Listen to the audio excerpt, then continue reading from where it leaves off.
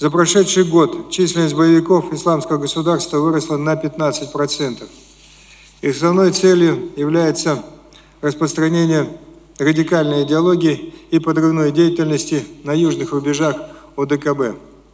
Одновременно с этим ожидается почти 20% рост производства наркотиков и, соответственно, наркотрафика через республики Центральной Азии. Кроме того, в регионе функционирует свыше 100 крупных прозападных неправительственных организаций, имеющих более 16 тысяч представительств и филиалов. На фоне специальной военной операции эти НПО значительно нарастили свою антироссийскую деятельность с целью снизить военно-техническое, экономическое и культурное сотрудничество государств Центральной Азии с Российской Федерацией. Принимаем меры упреждающего характера.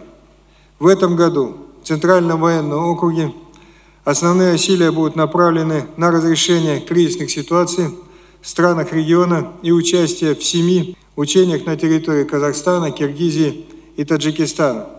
Итогом подготовки войск станет учение коллективных сил оперативного реагирования ОДКБ «Взаимодействие 2024», в котором примут участие воинские контингенты 5 государств.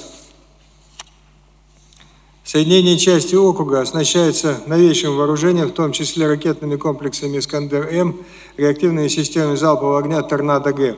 Будут организованы 18 воинских частей. В войска поступит более 360 единиц новой модернизированной техники. В результате доля современных образцов составит 52,8%. Реализация намеченных мероприятий до конца года позволит повысить боевую мощь войск и обеспечить военную безопасность на центральноазиатском стратегическом направлении.